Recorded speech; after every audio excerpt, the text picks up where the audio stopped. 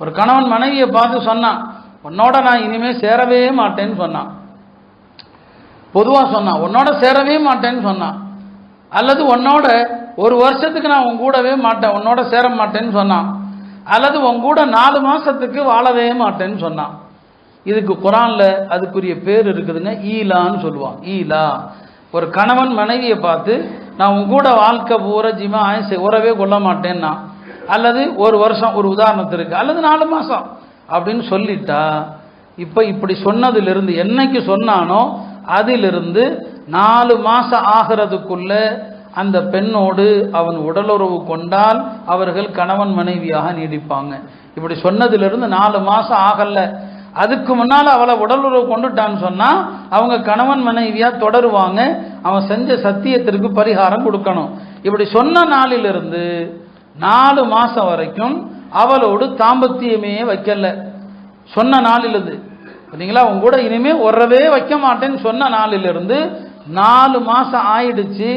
கரெக்டா 4 மாசம் முடிஞ்சா 2 பேருக்கு மத்தியில இனிமே சேர முடியாத தலாக்கு ஏற்பட்டு விடும். அதுக்கு அரபியில தலாக்க பாயின், மீட்டவே முடியாது, தலாக் ஆகிவிடும். 2 பேரும் சேர முடியாது. அப்ப எத்தனை பேர் கோபத்துல நான் இனிமே உங்க கூட சேர மாட்டேன் அப்படின்னு சொல்றேனா இல்லையா? எவ்வளவு பேர் சொல்றாங்க? எத்தனை பேர் கோபதாபங்களில் சொல்லுகிற வார்த்தையால அவங்களுடைய உறவு ஹராம் ஆயிடுது. உறவு ஹராம் ஆயிட்டா பிறக்கிற குழந்தைகள் என்ன? ஹராமான உறவுல பிறக்கிறாங்க. அதே மாதிரிதான் எந்த காரணத்தை கொண்டும் மனைவியை பார்த்து நீ எனக்கு ஹராம் சொல்லிடாதீங்க. அரபியில சொன்னா அந்தி அலைய ஹராமோ, நீ எனக்கு ஹராம், நீ எனக்கு ஹராம் அப்படின்னு சொல்லிட்டான்னு சொன்னா இது கடுமையான தலாக்குல போய் சேர்ந்துரும். தலாக்குல கடுமையான தலாக்குன்னு ஒன்று இருக்குது. இன்னும் அவங்க சேர முடியாது, அவ்வளவுதான். 2 பேரும் சேரவே முடியாது. அப்ப கோபத்துல மனைவியை பார்த்து நீ எனக்கு ஹராம், அந்தி அலைய ஹராம் சொல்லிடாதீங்க. அப்ப கோபதாபத்துல கூட மனைவிய நீங்க வேற வார்த்தையை அது திட்டுங்கன்னு அனுமதி கொடுக்கல, வேற என்ன வேணாலும் சொல்லிக் கொள்ளுங்க, வேற வார்த்தைகளை எதையாவது சொல்லுங்க.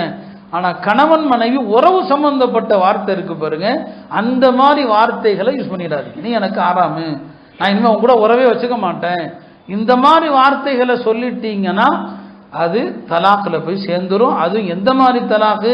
மீட்ட முடியாத தலாக்குல போய் சேர்ந்துரும்.